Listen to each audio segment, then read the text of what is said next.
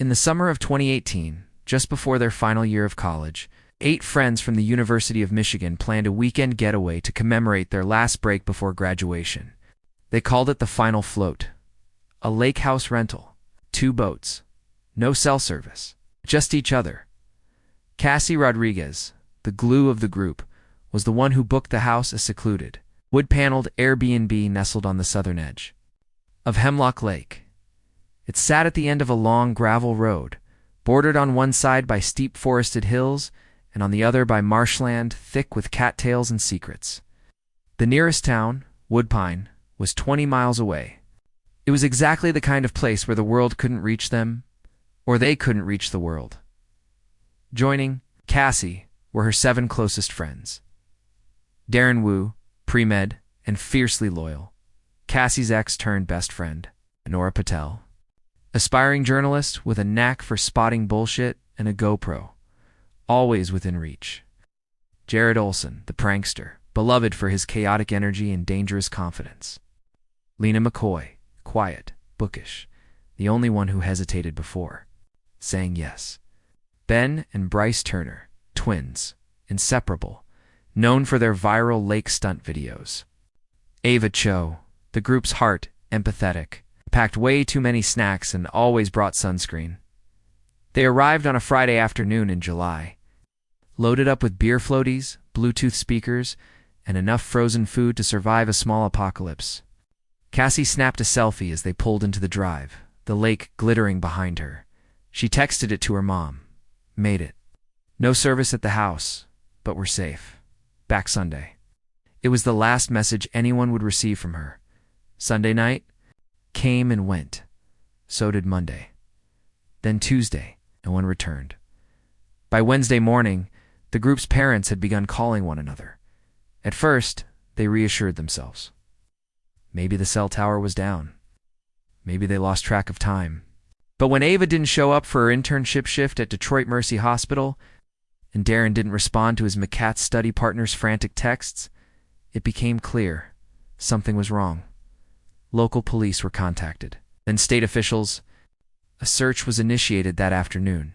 Drones, dogs, divers. The lake was combed, the cabin checked, the lake house was empty. Beds unmade, wet towels still on the bathroom floor. Cell phones on the chargers, untouched, skillet on the stove. Scorched with burned eggs. Cassie's duffel bag was still on the porch, one strap snapped as if dropped in haste. Ava's sketchbook was open on the deck chair, half-finished doodle of her friends smiling on the lake. The 2 boats, a red speedboat and a white pontoon, were gone. So were the 8 of them. No distress calls, no wreckage. No bodies. Nothing. The press dubbed it the Hemlock Lake vanishing. Internet exploded with theories, cults, drownings, bear attacks, drug overdoses, even alien abductions. But the official story was simple. The group likely took the boats out, something went wrong, and they drowned. Except the lake wasn't that deep, and divers found no wreckage, not even an oar. 5 years passed. The families never stopped looking. A handful of Redditors and amateur sleuths kept the case alive. Nora Patel's parents offered a $100,000 reward.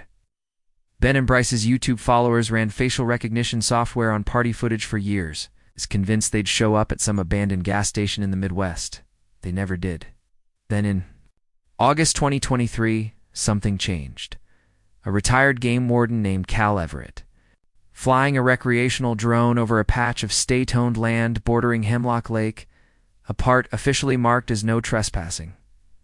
Wildlife Restoration Zone saw something strange at first. He thought it was driftwood. Then, as the drone dipped low, he saw them. Boats. Dozens of them. Some upright, some half-sunk, others rotting into the marsh.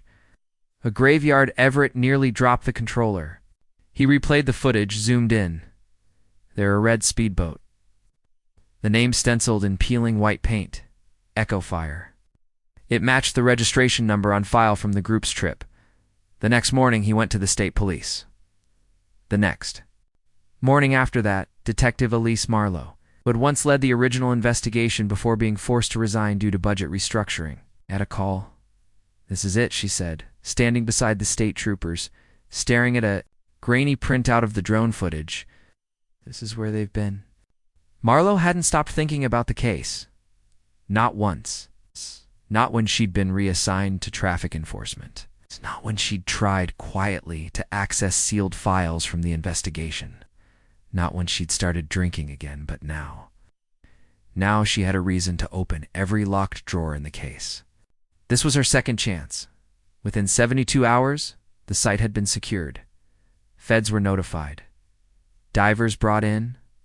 The marsh was dangerous, the water low in some areas, deceptively deep in others. Some of the boats had serial numbers scratched off. Some were registered to people who had been reported missing in entirely different states. There were 47 vessels in total inside the Echo Fire. Searchers recovered for items of note: a waterproof Polaroid photo blurred at the edges, showing Ava, Cassie, Jared, and Lena laughing in shallow water, standing on what looked like a sandbar. Behind them, a tall man in a ranger uniform, face blurred, partially captured. A rusted crowbar tucked under a seat. Second phone not registered to anyone in the group. Battery dead. No SIM card. And scratched beneath the helm, barely visible. Under a coat of algae and rust, we shouldn't have trusted him. The forensic team secured the area. Working out of a temporary base camp 2 miles from the marsh where the boats had been found. For most of the officers on site, the Echo Fire was just another piece in a twisted nautical puzzle. But for Detective Elise Marlowe, it was everything. She stood waist-deep in the murky water beside the recovered boat. Latex gloves, slick with algae and old rot. Behind her, the reeds whispered in the late summer wind. The air smelled like copper and decaying wood. Her flashlight beam swept over the pontoon deck as she crouched low, her eyes catching the faint glimmer of something lodged in the corner of a storage locker. She pulled it free. A GoPro, scratched but intact. Get this to digital forensics. Now, she said. Handing it off to one of the younger techs, she turned back to the message. Under the helm? We shouldn't have trusted him. She didn't say it out loud, but the question was pounding in her chest. Who? 30 miles away, in Detroit, Mark Rodriguez sat in his dimly lit living room. The email from the Woodpine County Sheriff's Office open on his laptop. He hadn't heard from them in over 4 years. Most families had given up or grieved quietly. But not Mark. Cassie was his only daughter. He'd turned her bedroom into a research center. The walls were covered in maps of the lake, printouts of satellite images, copies of police reports, even long threads from Reddit, labeled with red ink. Speculation. Disinformation. Promising. He clicked open the attached photo. The red boat. Echo. Fire. The registration number barely visible, but he knew it by heart. He picked up the phone, his hands trembling. Elaine, he said to his ex-wife, they found her boat. By the end of the week, the families of all 8 missing friends had gathered in Woodpine, a town that hadn't seen national news. Tension since a meth lab explosion in 2006. Reporters swarmed the diner, camped near the ranger station, and stood at the edge of the lake with long lenses. Desperate for any photo of the boat graveyard, Marlowe stood before them all, the Turners. Ava's parents, Lena's aunt, Ben, and Bryce's older brother, and Cassie's mother, Elaine. Her knuckles white around a travel mug of coffee, she gave them the basics. The boats had been discovered. The Echo Fire had been confirmed. No human remains had been found. But they'd recovered evidence, photos, an unidentified phone, a message, and a GoPro. We're treating this as a criminal investigation, Marlowe said. Not an accident, not a theory. A murmur swept the room. Elaine Rodriguez raised her hand. Are you telling us someone killed them? We don't know yet, but what we do know is that they didn't simply vanish. They were taken somewhere. We're going to find out where. Back at the evidence lab, the digital team worked late into the night. The GoPro had corrosion, but the memory card was intact. They loaded the files into their server and began combing through. The first 5 videos were standard lake day footage. Ava laughing as Ben and Bryce backflipped off the pontoon. Darren doing a cannonball. Cassie narrating with mock seriousness, calling it the final float of the Reckless 8. Music blasting, sunlight catching the spray of the lake. Tamped, July 14th, 2018, 1:42. What? But then the footage changed. Timestamp. 3:03 p.m. The camera was still resting on something. The image was sideways, showing Lena pacing the boat's deck, biting her nails. "We shouldn't have gone into that cove," she said. "He wasn't even wearing a badge." Cassie's voice came from off-screen. "But the uniform, I don't care. He had no ID. You saw the way he looked at Jared." The video ended abruptly. The next file began with shaking hands. Darren was filming this time. The boat was moving. Fast. Trees blurred past on either side. Ava was crying, arm wrapped around Nora, who had a bloody scratch across her cheek. Jared stood at the front of the boat, shouting back, "They're chasing us. I saw them, 2 boats. Dark holes, no registration numbers." Cassie screamed something indistinct, then a loud bang. The camera dropped. Silence, then the sound of footsteps. Crunching, then water sloshing, breathing, and a voice. Male, calm, familiar. Delete it. The file cut to black. The video was leaked 2 days later. No one knew how. Be one of the Digital techs? Maybe a journalist got lucky. Either way, it went viral. Redditors dissected every frame. YouTubers uploaded analysis videos, slowing it down, filtering out noise. Some claimed they recognized the voice at the end, speculating it was a ranger, a sheriff's deputy, even a federal wildlife agent. But one viewer, watching from his darkened apartment across the country, froze when he heard that last voice. Alex Brenner, former park ranger at Hemlock Lake, terminated in 2019 for conduct violations. He leaned forward, rewound the video, listened again. Delete it.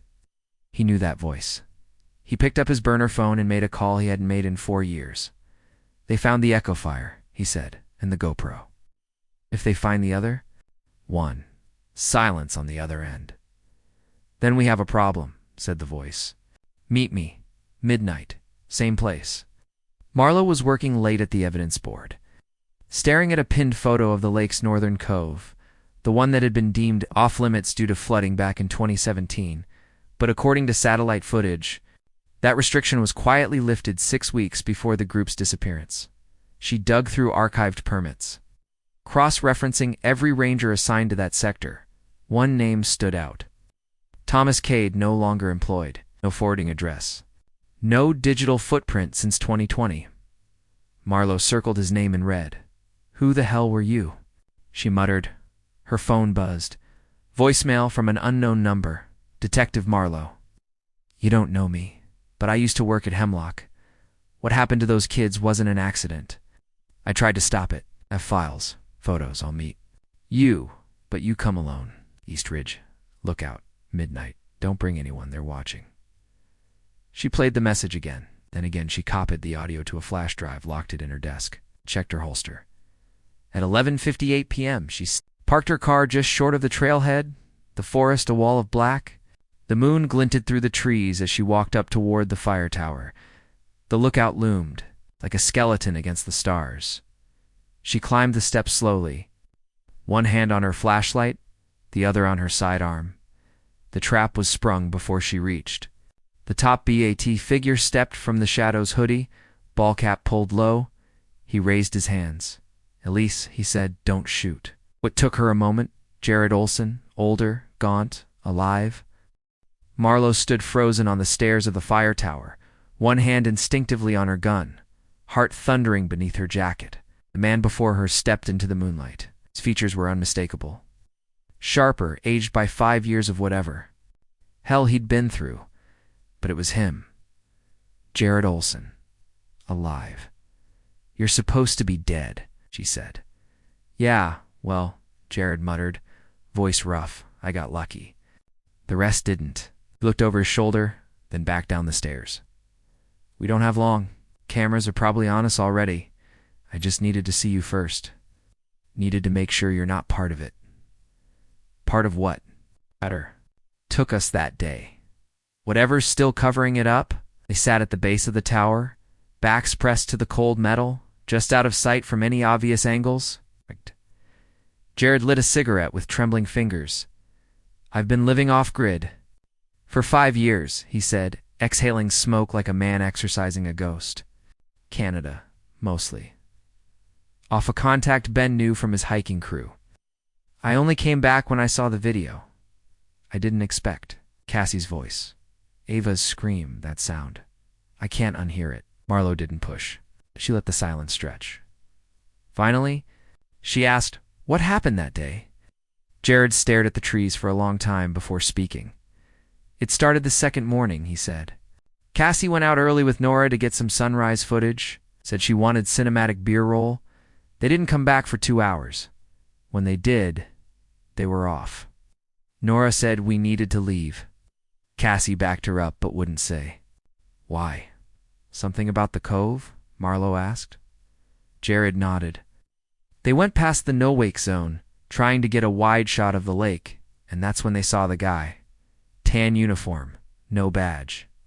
Markings on the boat were scratched off. But it looked official. Military style. He told them they were trespassing. Said if they went further, they'd be fined or worse. Did he identify himself? Only as a lake officer? Whatever that means. Nora said she didn't buy it. Said he had this way of smiling, flat, rehearsed. Cassie didn't even remember seeing a radio on him. He had a sidearm. She thought it was weird. Jared paused.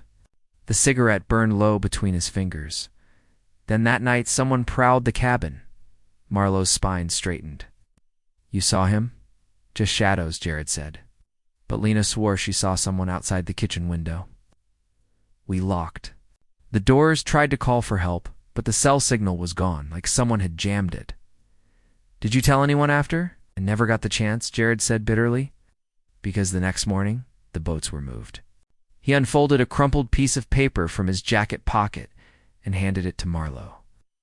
It was a hand-drawn map, rough and shaky, marked with X's and notes written in pencil. This is where we were when the chase started. July 14th. Right at the mouth of Bluegill Inlet. That's where they came from. 2 black boats. Silent engines. No lights. We weren't even sure they were following us at first. Then they rammed Ben and Bryce's pontoon. Knocked them into the water. He pointed at another spot on the map. We tried to get back to the dock. The cove narrowed, and we hit a submerged log. Engine died. We thought it was an accident. Wasn't, Marlowe asked. Jared shook his head. Hours earlier, Lena found a tracker under our boat's control panel. We thought it was part of the rental equipment, but it was military grade. Ava took a picture of it. Said she wanted to look it up later. Marlowe leaned back, blood running cold. They were tracking you, not just us, Jared said. Everyone. Cassie, Ava, Darren, all of us. We were picked. Marlowe drove Jared back into town just before dawn. He refused to stay anywhere near the lake, let alone a police station. Instead, she dropped him at a safe house used by the county for sensitive witnesses. He agreed to lie low, just for 48 hours. I have photos, he said before getting out. The real ones. Nora backed everything up to a micro SD card. I took it before I ran. Where is it now? I buried it, he said. Too poor. Before I disappeared. He gave her GPS coordinates scratched into the back of the matchbook from a dive bar in northern Ontario. I don't know who's clean, Jared said. But if you dig it up, you'll see what they were doing to us. Who's they? Jared. He looked her in the eye. I don't think it was just one man. I think it was a system, and someone's still running it. That night, Elise Marlowe barely slept. She cross-referenced everything Jared had said. It all started checking out. There had been an anonymous property lease filed on land near Bluegill Inlet in 2017. Owned by a shell corporation traced back to a now-dissolved company, Clearwater Asset Management, which had ties to a federal contractor that worked in marine reclamation. Records showed Clearwater had ceased operations in 2019 after a whistleblower leaked documents implicating it in illegal surveillance, including hidden lakebed sensors and waterborne drone testing near state parks. She dug deeper. 2 of the companies. Former field agents were now employed by a private marine security firm, listed as consultants on the state's park enforcement roster.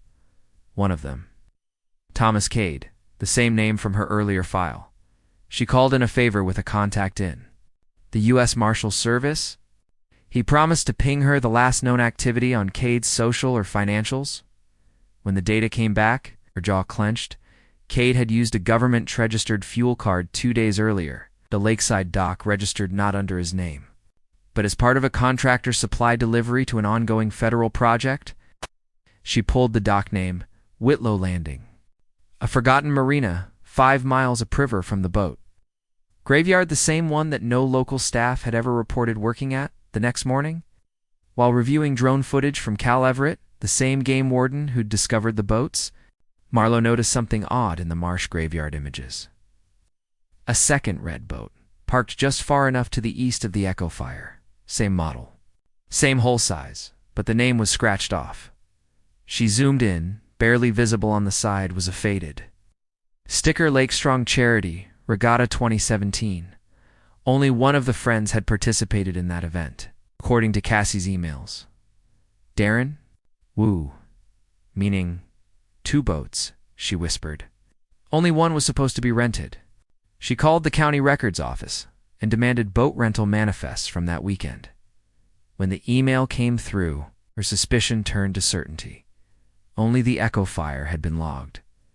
The other boat, the one Darren had probably arranged, was never officially on the books. She called Jared. Did Darren bring a second boat? A long pause. He didn't tell the others.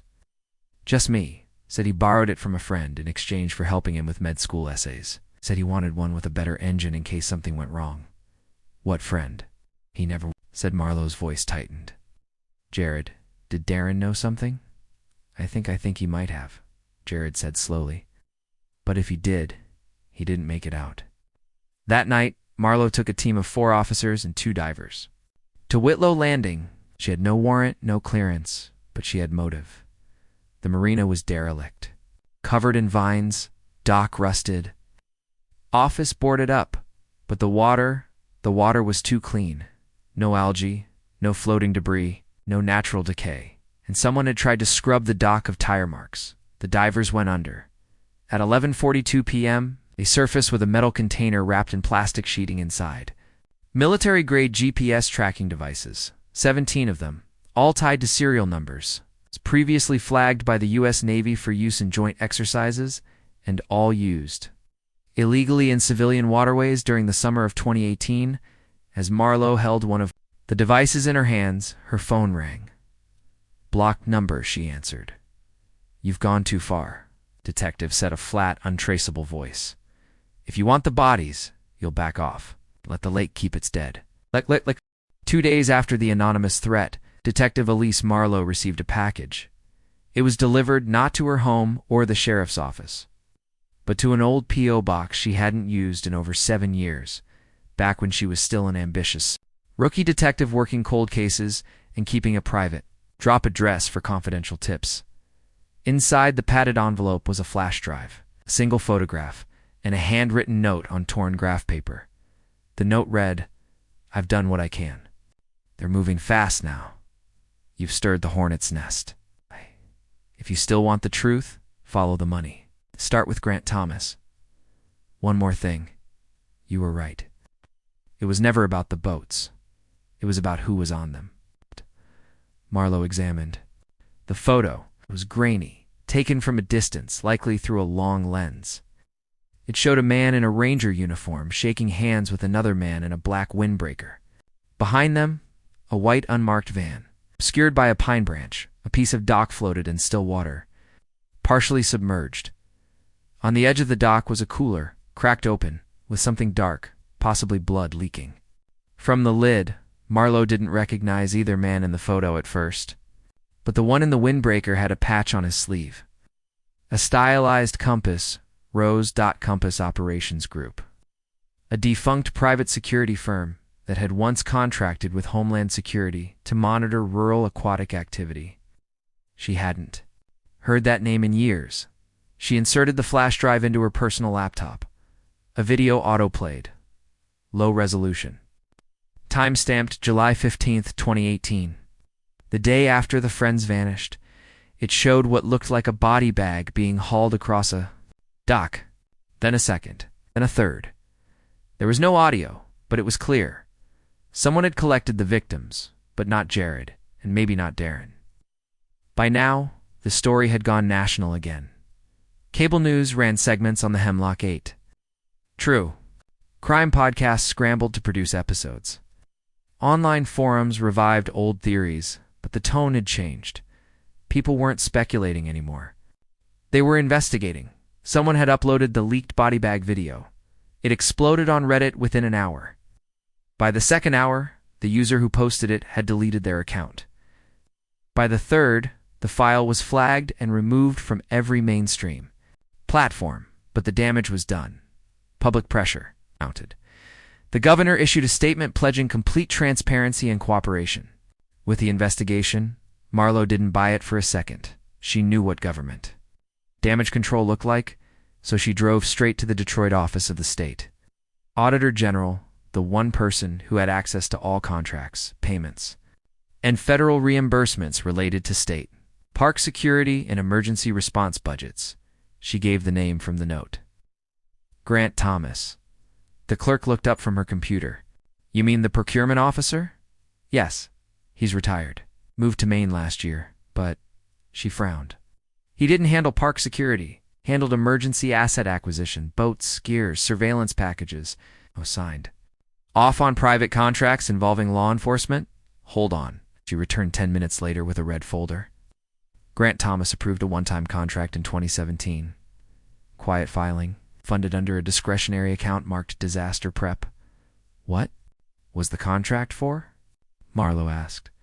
The clerk showed her the document. Field deployment in Lake. Interdiction trial. Compass operations group duration. 18 months area. Hemlock. Lake and surrounding reserves purpose. Public safety and unauthorized vessel tracking. Total paid. $3.20 million. Marlowe sat down hard. Compass had been testing tracking systems. Surveillance drones. Human deterrence protocols at Hemlock. And the kids had sailed straight into the middle of it. She drove back to the safe house where Jared Olson was hiding, but the door was ajar. The windows were shattered inward. The TV was on, the couch overturned. Blood smeared the floor near the hallway. She called it in immediately. Then searched the place herself.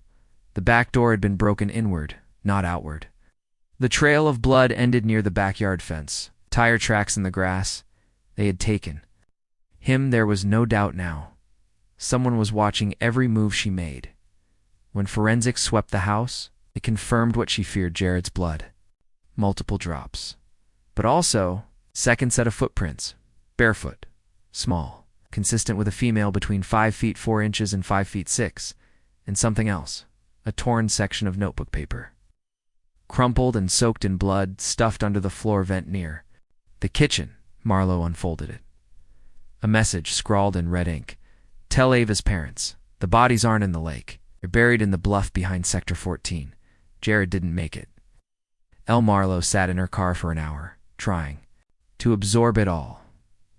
If Lena McCoy was alive, if she had helped Jared survive, and if she knew where the bodies were buried, then everything was about to change.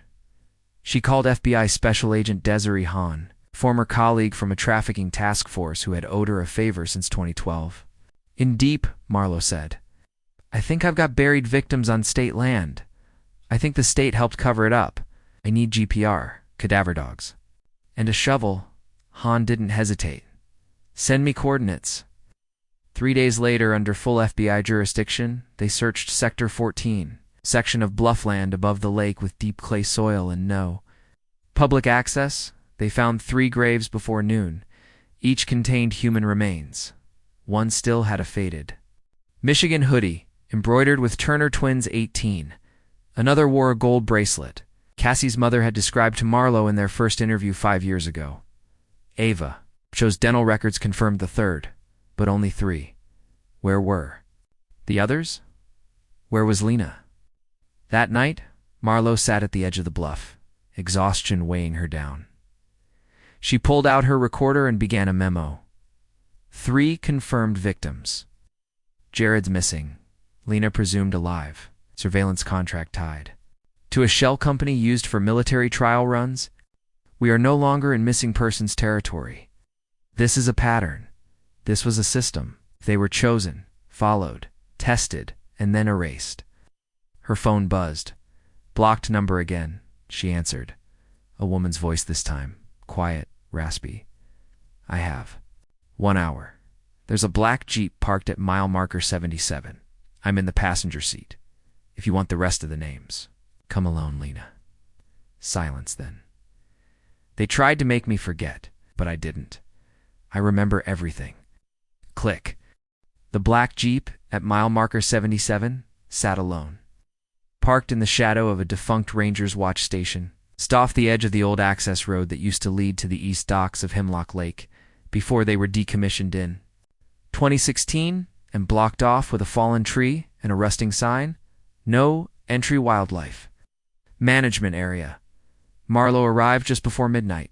She left her cruiser idling a quarter-mile back and walked the rest of the way in silence, her service weapon tucked at the small of her back, her badge clipped under her coat and a wire discreetly tucked beneath her collar, feeding live. Audio to Special Agent Desiree Hahn, who was listening from a black van 1.7 miles away with a federal surveillance team. The Jeep's windows were tinted. Engine cold. She tapped once on the glass. The passenger door opened slowly. Lena McCoy sat. Inside, thinner than Marlowe remembered, with a long scar running from her left temple into her hairline. Her eyes flicked toward Marlowe, hollow and haunted but alert. Get in, Lena said. Marlowe obeyed. The interior smelled like cedar and mothballs. There was a blanket on Lena's lap and beneath it, the sharp glint of something metallic. Maybe a switchblade. Maybe something else. You're supposed to be dead, Marlowe said quietly. I wanted to be, Lena replied. She stared out the windshield, her voice calm, rehearsed. But someone had to remember. In Cassie, she made me promise. The night before everything went wrong, Lena's story came in fragments. She'd escaped barely after the second boat sank. Cassie and Ava had been screaming from the other vessel, their hands tied, behind their backs. A man in a balaclava had injected Jared with something. Darren had already gone under, hit by a propeller during the initial ramming. They weren't killed on the water. They were taken, dragged to a holding facility, not more. Then 1/2 mile from the northern cove, a structure disguised as a ranger station. One Marlowe had never seen before because it didn't appear on any map after 2009. It had concrete walls, Lena said. No windows, just cots, chains, and a man in a windbreaker who called himself Supervisor Cross. But that wasn't. His name, how do you know? Because Ava spit in his face and he screamed at her, screamed her real name, called her by her full name. Said, you think you can hide under your daddy's credentials, Ava Cho? You're just another subject, a data point. Marlowe leaned in. Wait, her father. Lena nodded slowly. She didn't talk about it much, but her father, he was ex-military intelligence. She said he worked on predictive security systems, facial mapping, behavior tagging, threat analytics. She said he built software that could predict future criminal behavior. Stomach turned. You think this was connected? What? I know it was. Lena looked at her, and her voice dropped to a whisper.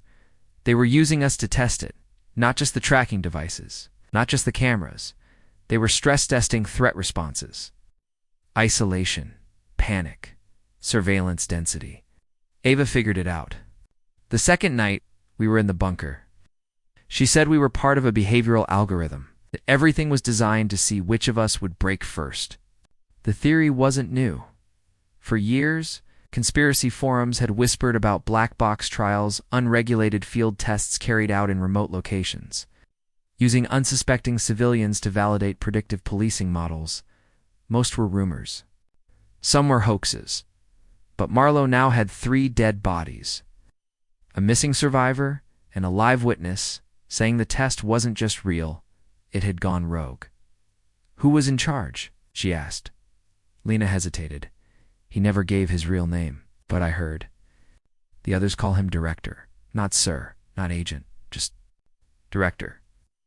She reached into the glove box and handed Marlowe a small flashcard. I took this from a console in the bunker. Ava helped me copy it. Said if we didn't make it, We had to get this to someone outside the system. On it, metadata logs, sensor sweeps, ID pings. One of them slipped up. Ava found something they weren't supposed to leave behind. A data file labeled R9 retention event. That's when she knew they weren't going to let us go. What happened after? They started pulling us out. One by one, Ava first, then Cassie, to Ben and Bryce last. They fought God. They fought, screaming at each other through the doors, then silence. Jared and I were next. But Jared managed to break free during a power cut. He hit one of them with a fire extinguisher. Her hands were shaking now. They shot at us. Jared got hit. He told me to keep going. I crawled out through a drainage tunnel, hid in the forest for 2 days. When I came back for him, he was gone. They sat in silence for several minutes, both listening to the wind shifting through the trees. I buried the micro SD card in an old toolbox, Lena said. In the East Ridge quarry, marked it with an X made of pine. I didn't trust anyone. I still don't. But you. I remember you. You showed up at my aunt's house after we vanished, asked about the trip, about the rental. You remember that? Marlowe asked, surprised. I remember everything, Lena said. The curse of surviving. Marlowe reached into her pocket and pulled out a small object wrapped in plastic. Is this yours? Lena unwrapped it. It was Ava's gold ring, engraved with a small treble clef. I found it in Sector 14, Marlowe said. Lena's eyes filled with tears for the first time. She clutched it tightly. She died because she told the truth. Lena whispered, and now I have to do the same. By dawn, Lena had been transferred under FBI protective custody. Her name scrubbed from every state record. Agent Hahn took the flashcard to Quantico. The data was legit. And damning, it contained surveillance logs of 8 individuals identified by call signs, not names accompanied by behavioral tags like elevated aggression during threat encounter. Predictive defiance response greater than baseline threshold. Subject demonstrates leadership override, noncompliant during isolation simulation. Each log ended with the same final notation. Terminated, archived, retention cleared. Except 2, subject for escaped, wounded, status unknown. Subject 6, unrecovered, data severed. Marlowe cross-referenced the original rental manifest with the subject numbers, Ava, Cassie, Ben, all matched. So did the survival order. Subject 4 was Jared. Subject 6 was Lena. The conclusion was inescapable. This had been a live trial, a systemic simulation of stress under duress, behavior under surveillance, and response under threat. They were never on a vacation. They were part of a human test group, and someone was still running the program the next morning. The FBI raided a private research facility disguised as a marine navigation lab 2 counties south of Hemlock. Inside, they found dozens of hard drives, satellite relays, and a control center loaded with lake telemetry data, heat signatures, and biometric readings from a decade of covert testing. The building was empty, the staff gone, but the most chilling find was in the basement, a room of lockers, each labeled with code names and associated initials. Inside locker 3F was a plastic bag marked, subject to CR contents bracelet. Fingernail clippings, tooth. Cassie Rodriguez. Locker 5 beheld Jared's shirt, bloodied, labeled capture failed. Lena's locker was empty. They had known she escaped. They just hadn't stopped hunting her back in the field. Marlowe received a second anonymous message. It was a photo grainy, zoomed in, but unmistakable.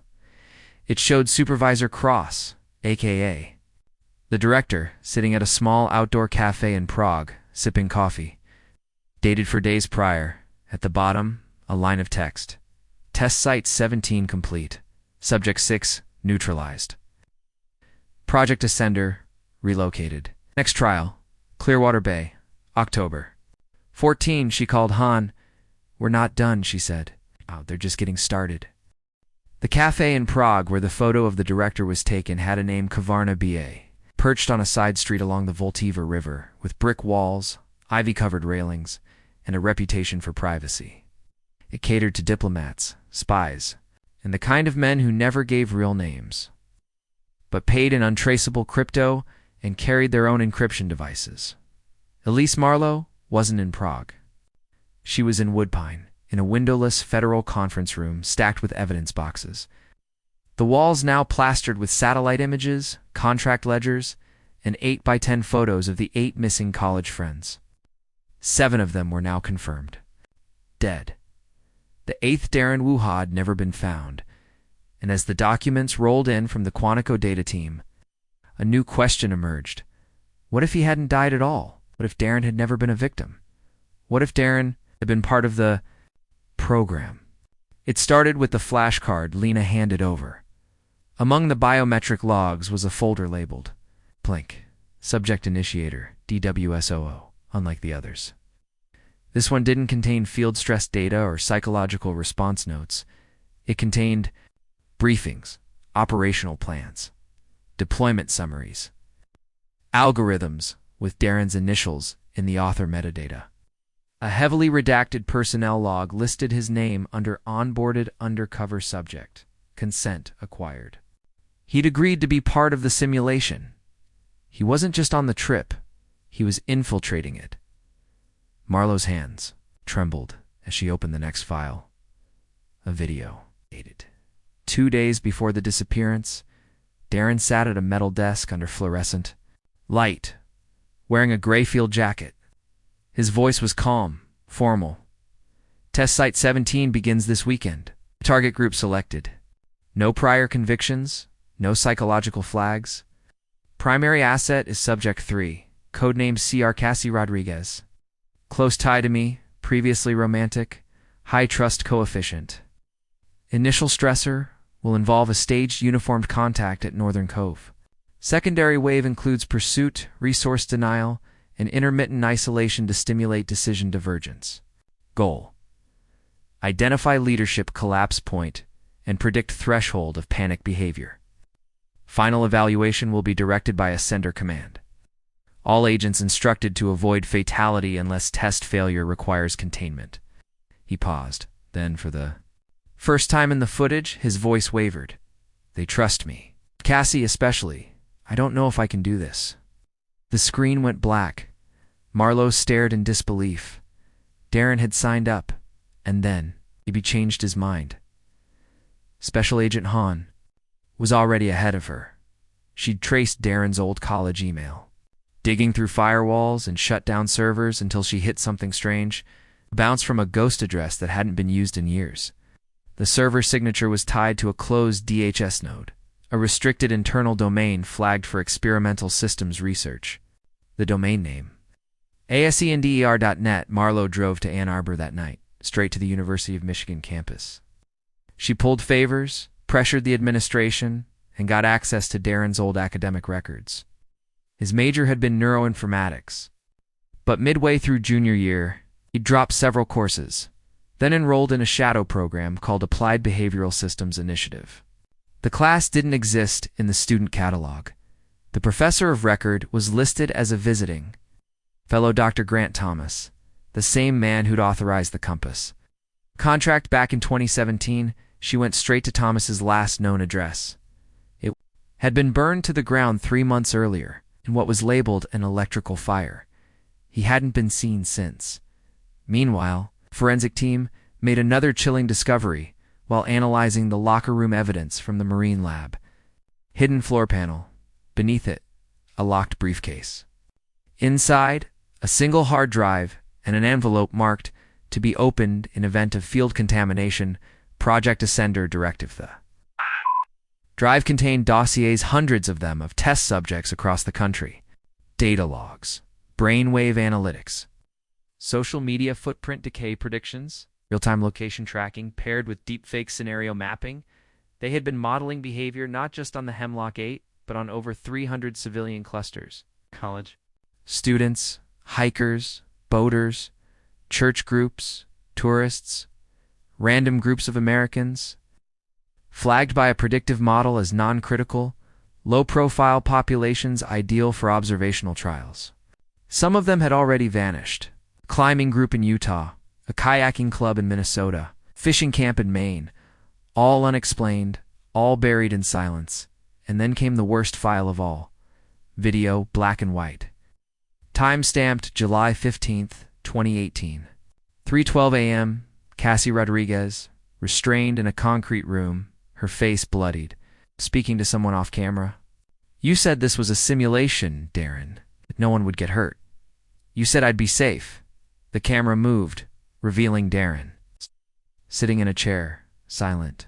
"You could have warned us." Jared, Lena, they trusted you. I trusted you. Said nothing, just looked away. The screen cut to static. The FBI issued a national person of interest alert for Darren Wu that evening, but his digital footprint had vanished after. 2019. No financial activity, no health records, no driver's license. Renewals, nothing. He was a ghost. Unless he was still working for them. Marlowe called Lena. "Did you know?"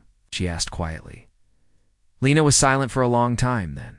I suspected Cassie did too. That's why she left the message under the helm. We shouldn't have trusted him. "Why? Didn't you tell me? Because if I'd said it before we had proof, you'd think I was paranoid, or grieving, or crazy." Oh. "You're none of those things." "No," Lena whispered. "I'm the only one left." Agent Han wasn't sleeping either. Her team decrypted one last file from the Ascender database. It was a flight manifest, scrambled through multiple dummy servers, finally pointing to an overseas trip 2 weeks ago, name used, David Wells Ann. Alias tied to Darren Wu's student ID credentials. Destination, Clearwater Bay, Nova Scotia. Arrival date, October 12th. The date listed on the project. Ascender memo from the director. Han called Marlowe. "They're doing it again." Marlowe's voice was steady. "Then we go to Canada." 2 days later, with federal approval and cross-border coordination, Marlowe and Han landed in Halifax. They rented a black SUV and drove north into the fog-choked hills of Nova Scotia.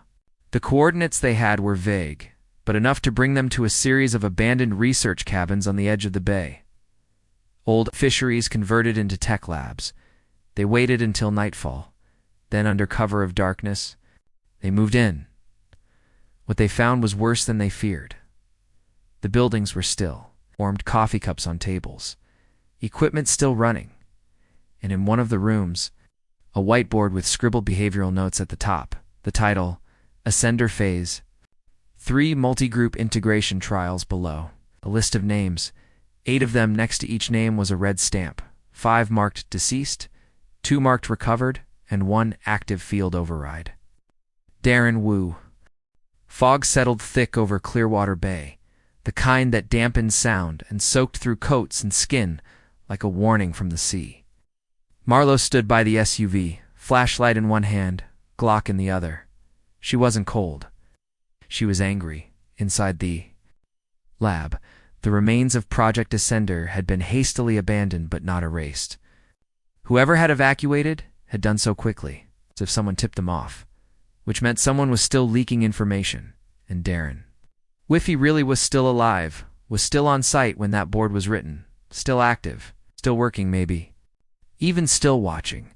Special Agent Desiree Han paced the perimeter of the lab's main building, snapping photos of the whiteboard, the logs, the test modules. Some of the documents were burned, others shredded. But one file left inside an unlocked drawer had a partial itinerary. The title, Phase 3 Initiation, Subject Source Extraction Plan. Beneath it a list of 3 initials. DWS-RMS. Marlowe recognized one instantly. Darren Wu, the other 2. She didn't yet. But the file included timestamps, dates, and geographical coordinates that traced back across 4 U.S. national parks and 2 Canadian reserves, all tied to source field units. "Jesus," Han whispered. "This is bigger than we thought. These aren't just experiments, they're building a replicable model. They're using civilian behavior to train predictive enforcement systems." Marlowe stared at the whiteboard again. Her eyes locked on the term field override next to Darren's name. "What does override mean?" she asked. Han was already looking it up in a code book they'd recovered. Override. She flipped pages. "Is the fail-safe protocol? When a subject trained in Ascender protocols goes dark, but is still deemed too valuable to terminate." Marlowe clenched her fists. "So they let him keep operating." Han nodded grimly. or they can't stop him.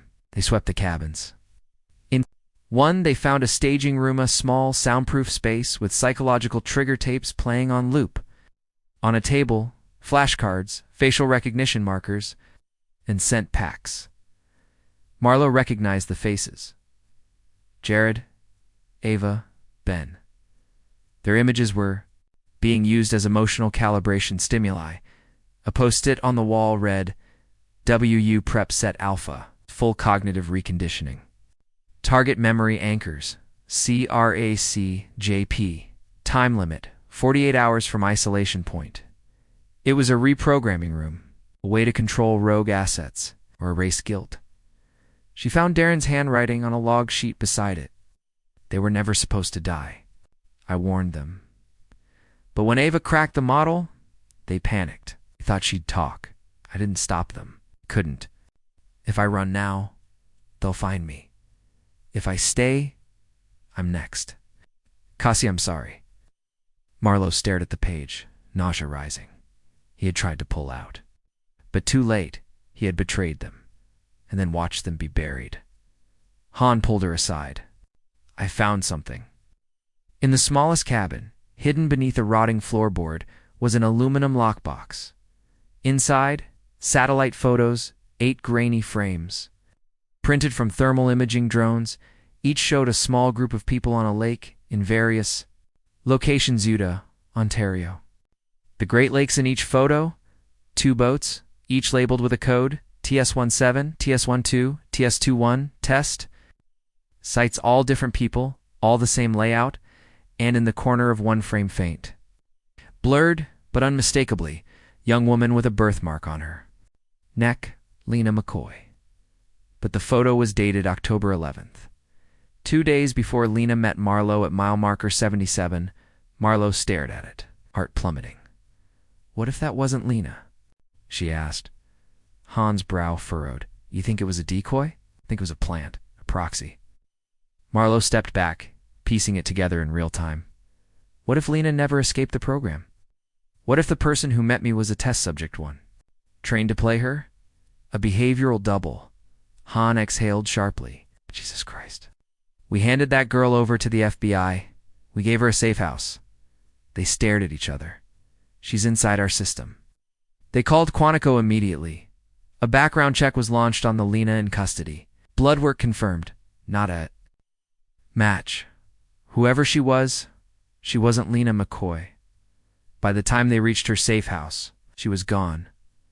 All that remained was a blood-stained coat, a GoPro with the battery ripped out, and a playing card on the table, The Fool, drawn in Sharpie at the bottom. You looked at the left hand. The right hand's already gone. Meanwhile, across the Atlantic, in a private compound south of Munich, a man watched the CCTV footage from the Nova Scotia raid. He paused on Marlowe's face, zoomed. She's becoming a problem, he said. Another man nodded. Bald, suited, eyes like ice. Asset Wu is unstable. He's lost emotional detachment. Then pull him. And prep phase 4. And the detective? The bald man hesitated, then smiled faintly. Let her get close. That's when she break. Back in Woodpine, Marlowe visited the Rodriguez home. Cassie's mother, Elaine, answered the door with red-rimmed eyes. A week earlier, she'd buried her daughter's remains after DNA confirmation. I thought we were done, Elaine whispered.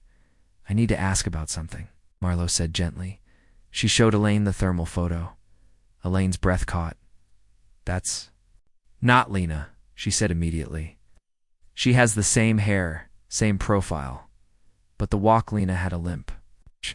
She broke her ankle in junior year. That girl's walking clean. She already knew. The next day, Marlowe received a package at her motel. No return address, wrapped in brown paper. Inside, a flash drive. She slid it into her laptop. A video file. Only 24 seconds long. It showed a man seated in a bare metal room. Pale, unshaven, thin, Darren Wu. He looked directly at the camera. Cassie wasn't supposed to die. Neither were the others. But I couldn't stop it. They said I was saving lives. What? that these tests would stop crime before it happened. They lied. But before. I go Marlowe. If you're watching, follow the quarry. That's where they buried the failsafe. Cassie left it. It's still there. Static. Cut to black. Marlowe packed that night, told no one. At dawn, she drove alone to Maple Ridge Quarry, just 10 miles from Hemlock Lake. The site had been condemned for over a decade, flooded in parts, cordoned off by state fencing. She hiked. 2 miles in, found the X in the dirt Lena once described. Beneath it, a rusted toolbox, wrapped in plastic, sealed with duct tape. Inside, a cassette recorder and a single note. If I don't make it out, promise me you'll tell them everything. Play the tape. Don't stop it. Don't trust the people who come after. Cassie Marlowe inserted the tape into an old player she brought from her evidence locker, pressed play. Ava's voice crackled. First then Jared, then Cassie's, describing the bunker, the testing, the panic. Darren's betrayal. And at the very end, we figured it out. It isn't about national security. It's about control, behavior, obedience, fear. They're not testing to stop crime. They're testing to see how much oppression people will tolerate before they fight back. Silence. Then one final whisper from Cassie. They think we're just data, but we're still here. We remember. The tape clicked off. Marlowe looked. Out over the flooded quarry, wind tugging at her coat, she finally understood. Ascenda wasn't just a rogue program. It was a blueprint for authoritarianism, a roadmap, and Darren, whatever was left of him, had tried, in the end, to show her the exit. But the war had already begun. She pulled out her phone and called Han. We have to go public, she said now. Han's voice came through, quiet, flat. Too late. Why? There was a pause. Then Han said, Lena's double was just spotted, sighed Langley. Langley, Virginia, 2:04 a.m. The corridors of the CIA's headquarters were not built for panic. They were designed for quiet, controlled power-glass-walled offices, keycard doors, polished silence. But the moment the woman calling herself Lena, McCoy walked past the 6-layer security check, .20 a legitimate level. For clearance bad every system in the agency's internal network lit up. Because Lena LaCoy was officially dead, and the badge she used belonged to a missing NSA cryptographer named Maren Sloan, presumed killed in a boating accident for months. Earlier in Oregon, by the time internal security flagged the breach, she was already on the 5th floor near the archive servers. She planted something smaller microdrive, the size of a fingernail beneath a data port, smiled at a passing analyst, and slipped into the elevator like a ghost. By the time the alert was triggered, she was gone. Detroit 9 hours later, Elise Marlowe was packing for D.C. when Agent Han called again, her voice clipped, tense. Langley was breached last night. Your mystery girl, the Lena double, was inside. She bypassed 6 layers of security and left a virus in their database. No destruction, no theft. Then what was it? Han hesitated. A message. By noon, Marlowe stood inside the FBI's cybercrimes unit, staring at a screen displaying what had spread across government servers from the macro. It was simple. Project Ascender exists. Stop us or become us. Phase 4, initiates on U.S. soil. 6 targets, 6 tests. 6. Monta. Below that, in ASCII code, a list of 6 cities. 1 per line. Portland, Houston, Chicago, Orlando, Denver, Woodpine. Marlowe froze. Woodpine, she said aloud. They're coming back here? They never left, Han replied. Went dark. Marlowe flew back to Michigan immediately. By now, her presence was marked. She was under quiet surveillance. 3 government cars followed her from the airport. 1 drone hovered over her hotel by midnight. The message was clear. They were watching her now, too, but she didn't care because she had one last lead. One Darren had left her intentionally. It seemed in that final video, Cassie left the failsafe. It's still there. What she'd found in that quarry, the cassette tape, was only part 1. Cassie wouldn't have left it out in the open if it was the true core. she would have hidden it in layers. And Marlowe had an idea where. Cassie Rodriguez spent her last year of college working in the audiovisual department of the university's student center. She'd checked out recording gear dozens of times, signed up for multiple video editing tutorials, and even taught a short seminar on analog preservation in a digital age. So Marlowe went to the university, asked the archive manager to pull everything Cassie had checked out between May and July 2018. They brought her a box, mostly VHS tapes, old cameras, mic kits, but one tape stood out, labeled only CR7, in Cassie's distinct block handwriting.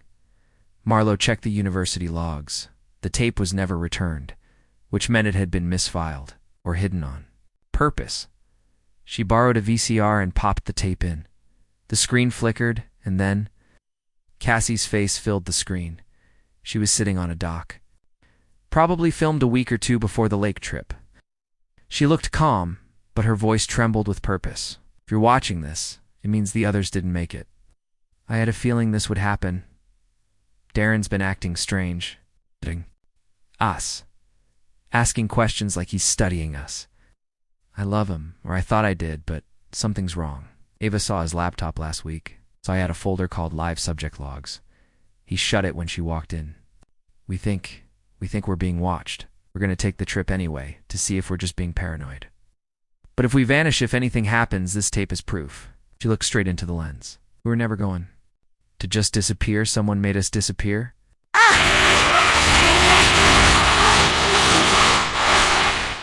Pause. Mom. Love you. The screen cut to static. That was it. The nail in the coffin. The thing. Marlowe needed to go public. Han agreed. By 4 a.m. the next morning, they'd prepped a data leak ready to send to trusted journalists, international watchdogs, and investigative networks around the world. They had the tapes, the files, the contracts. It was time. Han's voice came over the line. Ready? Send it, Marlowe replied. Han hit send. The files uploaded. 18 gigabytes of government secrets. Surveillance contracts, biometric modeling data, subject logs. In Cassie's testimony, the truth, released or so they thought. 6 minutes later, the feed cut out. All external servers hosting the leak site went down. Simultaneously, 3 journalists receiving the data went dark. When Ethan Klein sent a final message from his encrypted Proton Mail account before disappearing. They're already here. Someone's inside the network. The leak's compromised. Tell Marlowe check the whiteboard again. Marlowe drove back to her evidence room in Woodpine. She flipped the whiteboard they'd taken from Nova Scotia. There, in the corner, faint, under the dry erase marks, was a message written in invisible ink. It's only revealed under heat. Phase 4 equals replication. Real identities replaced. Test the population's capacity to recognize deception. Marlowe, if you're still you, find the twin in Woodpine. I've already started. Marlowe read it 3 times. Then she whispered, replication? She didn't sleep that night. Instead, she reviewed every person involved. In the investigation, every tech, every ranger, every civilian. And she found it. A background check on a ranger named Kyle Trenton. One of the early responders when the drone footage first discovered the boats. His file was clean. Too clean. His photo matched with a man arrested 5 years ago for insider trading in Ohio. Same bone structure, same scar above the left eye, different name, different life. She sent his photo to facial analysis. It pinged. Back. Subject match, 92%. Alias, Ranger Warden number 5. Assigned to Hemlock Lake, TS-17. Sender Phase 1. He was a plant. Phase 4 wasn't just a new round of surveillance. It was an infiltration. Simulation. They weren't just testing people anymore. They were testing society, replacing people one at a time. Watching who? Notice. Measuring compliance. Han called the next morning. Her voice was quiet, controlled. Elise. It's happening. What is? My deputy. Carla Mayfield. She walked into my office this morning wearing a coat I'd never seen. It looked like Carla, sounded like Carla, but her coffee order was wrong. She's been ordering the same thing every day for 4 years, and She asked me if I'd ever wondered how we choose who gets to live free. Silence stretched. She's not Carla, Elise. She's someone else. By midnight, Marlowe and Han sat across from each other. In a diner booth outside D.C., both had dropped off the grid. Burner phones. No GPS. Outside. A black SUV parked at the edge of the lot. Neither of them acknowledged it. I think we have 2 weeks before Phase 4 is fully live, Han said. They're starting small, swapping people who won't be missed, then officials, then voters. It's a behavioral revolution disguised as tech. They're studying us, Marlowe muttered, to see what we'll tolerate and what we won't notice. Marlowe took out her notebook and wrote one line. They vanished. We remembered. Now we fight. And then she looked at Han. Are you still you? Han smiled slightly. I was about to ask you the same thing. October 20th, 3 days after the failed data leak. Woodpine. Michigan, the town was quiet in the way old mining towns are quiet to quiet. Downtown, the local newsstand carried no new issues. The cell towers on the North Ridge were down for scheduled maintenance. And overnight, 5 new surveillance cameras had appeared mounted to streetlights. No city approval listed. Marlowe walked the empty streets just after sunrise. Trenchcoat pulled tight, coffee gone cold in her hand. The faces that passed her joggers. Baristas. Teachers looked normal, familiar, but something in the air had shifted, as if someone had opened a door and let something else in. At the sheriff's department, half the staff were out sick. The other half kept their heads down. Marlowe sat in her office, lights dimmed, staring at her caseboard. She'd circled 6 people from Woodpine who had all interacted with the Hemlock 8 case. 6 people now acting. Off deputy. Carl Jennings forgot his son's name during a community event. EMT. Leela Stanek, suddenly allergic to cats after owning 3 for years. Tech officer Reggie Mallon asked what Cumtrail plus Z did despite being the department's computer. Guy. Janet Avery, local librarian, began shelving books alphabetically by author's first name. Dr. Mahood El Tariq, Woodpine's coroner, reversed left and right on 3 separate death reports. Kyle Trenton, the plant, now disappeared. 6. Anomalies. All subtle, all unprovable, but all wrong. She made a copy of their personnel files and drove to the edge of town, where a motel called Silver Ridge Inn had been shut down since the pandemic. She knew the owner, retired sheriff's deputy, now paranoid survivalist. He let her use room 7 without questions. Inside, she unrolled a second. Bored. This one was different. Not names of the missing, names of the replaced. And she wrote across the top in red marker. Phase 4 is here, in D.C. Agent Han was now fully underground. The FBI had quietly suspended her with pay, citing a stress-related leave of absence. But she knew the truth. They were cutting her off. The moment she'd tried to track down Carla, or double, she'd found herself shadowed, phones tapped. Access revoked, so she went deeper, used her own dark contacts. Tapped a DoD analyst named Ray Kassim, who still owed her from a joint cyber-smuggling case in 20-1. Ray didn't ask questions. He gave her a name. Project Silent Pledge. A Pentagon think tank project defunded in 2015, but reactivated under private management in 2017, and its stated goal: real-time infiltration and public reaction monitoring through controlled substitution. Civilian surveillance via biometric mimics, synthetic low K L I K E L S, not clones.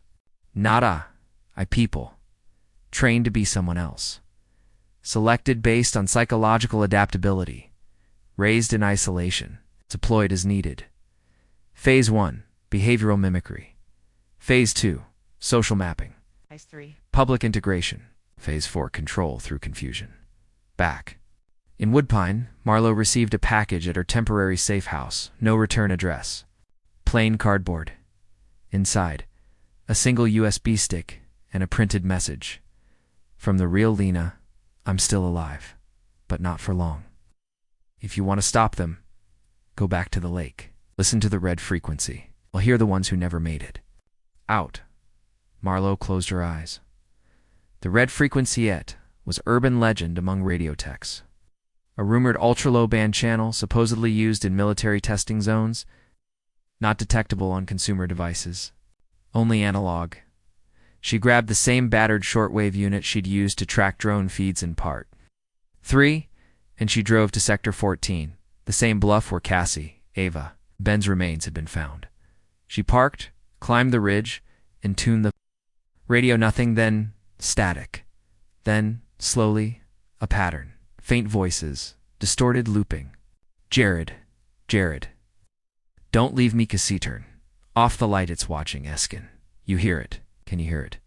It was recorded panic. From the bunker, the test zone. They were broadcasting the collapse. The tapes of fear looped. And fed to who? That night, a small group of figures arrived at the Woodpine Town Hall. They wore suits. Their license plates were federal but untraceable. No names, no badges. They requested a private meeting with the mayor, the sheriff, and the local zoning board. No minutes were taken, no reporters allowed. By morning, construction had begun on the UHE, edge of Hemlock Lake, an unmarked building, prefab concrete. No permits filed. The sign out front said, Infrastructure Monitoring Hub, DOE. Marlowe stood across the lake and took photos, sent them to Han. Han sent back one line, That's not the Department of Energy. They needed help, real help, so they turned to the only person who had been inside the system and come back out, Darren Wu, or what was left of him. The second flash drive he'd mailed had finally been decrypted by Han's friend Ray. It contained a full personnel list, every trainer, handler, behavioral analyst, field commander. Most had aliases, but one didn't. Director, Elliot Vance. Location, unknown. Clearance level, 5. And a second name, Cassie Rodriguez. Behavior node template. Marlowe didn't understand, Han. Did Cassie wasn't just a subject, she said. She was the baseline. They modeled other subjects off her reactions, her defiance, her loyalty. She was the blueprint, Marlowe whispered, and that's why she had to die. By morning, 3 more people in Woodpine were gone. Dr. El Tarique Janet, Avery Deputy Jennings, replacements moved in quickly, spoke the same. Dressed the same, but not quite the same. One of them smiled too much. Another blinked on an unnatural rhythm. And when Jennings's replacement called Marlowe by her middle name, something only her sister had ever used, that was when she knew this was no longer a mystery. It was a war. And the town of Woodpine was Test Site 04 Phase 4's national launch. Marlowe stood again at Hemlock Lake. Recorder in hand, she looked out across the still water, the construction cranes rising, behind the trees, and she pressed record. They vanished without a trace, but the truth didn't. We know what happened to the Hemlock 8. We know who turned it into a test site. And we know who's coming next. To anyone listening, watch your neighbors, watch your leaders, watch yourself. Because when Phase 5 begins, they won't replace your friends. They'll replace you. She pocketed the recorder, then walked into the woods, toward the unmarked building, toward a sender. November 3rd, Hemlock Lake, 4:17 a.m. The lake was still. It's too still. No birds, no wind. Just the rhythmic hum of something deep mechanical, pulsing under the earth. Marlowe crouched in the tree line overlooking the unmarked concrete structure that now sat like a tumor against the lake's edge. She wore tactical black gear, packed light, pistol holstered, and 2 extra mags taped together under her coat. Agent Han was 50 yards south, watching the perimeter through infrared. Above them, an unauthorized drone circled in absolute silence, feeding their view to a dark line terminal in the back of a van 2 miles away. They had no warrant, no backup, and time had run out. Tonight, Phase 4 would end, and Phase 5 would begin. The building's side entrance was unlocked, as if it had been waiting for them. Inside, no guards, no cameras. Just a wide corridor, concrete walls, red emergency. Lights casting elongated shadows. The hum grew louder with every step. Then they reached the main room. It was massive, like the inside of a sports arena, but empty. No chairs, no desks, just 12 pods lining the far wall. Each 8 feet tall, sealed in glass, and inside each, a person. Standing, eyes closed, wired to the ceiling. Some of the faces were familiar. One was Deputy Jennings. Another looked like Janet Avery. But none of them were the originals. These were replicas, behavioral. Mimics tested, built, deployed. One of the pods suddenly lit up. The figure inside opened its eyes. It was Darren Wu, but not the man they knew. A screen flickered to life. In the center of the room, a grainy video tally, Elliot Vance, the director, seated at a white table, hands clasped. Congratulations. You're seeing this? You've made it to the final phase. You were never outside the test. Marlowe, Han. Even you, Darren. All of this your rebellion, your exposure attempts. The leak was predicted, modeled, tolerated. This isn't about deception. This is about permission. Han frowned. Permission for what? To reset civilization. We've reached a point where humans must be managed, filtered. Asunder is not a conspiracy. It's evolution. The screen went dark. The hum reached its peak. All 12 pods began to vibrate. Lights blinked across the top of each one. Gas hissed into the chamber. A countdown appeared. Overhead, 0 hours, 1 minute, and 0 seconds. Marlowe pulled her weapon. We stop it here. Han ran to the central control panel, trying to override the sequence. It's encrypted. Biometric locks. This thing was never meant to be shut down manually. Marlowe looked at Darren's replica. He was awake now, moving, watching. His lips moved slowly, whispering, "You're too late." Marlowe raised her pistol. Maybe, but I'm still me. She fired 3 shots. The control panel exploded in a flash of sparks. The lights flickered. Then everything went black. Aftermath, 72 hours, Ladder Woodpine. Was sealed off official reason. Chemical spill from a DOE experimental facility. National press was silent. Social media blackout enforced across. 5 platforms local residents were relocated for decontamination, many never returning. But in the shadows, something spread. A flash drive. Passed from journalist to hacker to whistleblower. Inside, Cassie's tapes, Marlowe's recordings, full schematic of the test pods, and the video of Elliot Vance admitting to a sender. The truth leaked. Not in one big media blast, but in quiet, persistent whispers. Marlowe disappeared 2 days later. Left a letter on Han's desk. They built a system designed to test our limits. But the one thing they never modeled is what happens when people refuse to forget. 6 months later, undisclosed location, a young woman enters a cabin with a duffel bag and a worn recorder. She looks up at the camera. It's Lena McCoy, the real one. She speaks slowly, clearly. My name is Lena. I survived the Hemlock Project. The world thinks we died, but some of us remember. They tried to erase us. But we're still here, and we're building something new. A record. A resistance. A reminder that 8 friends once went out on a lake trip and uncovered a system that wanted to replace us all. We vanished. But not without a trace.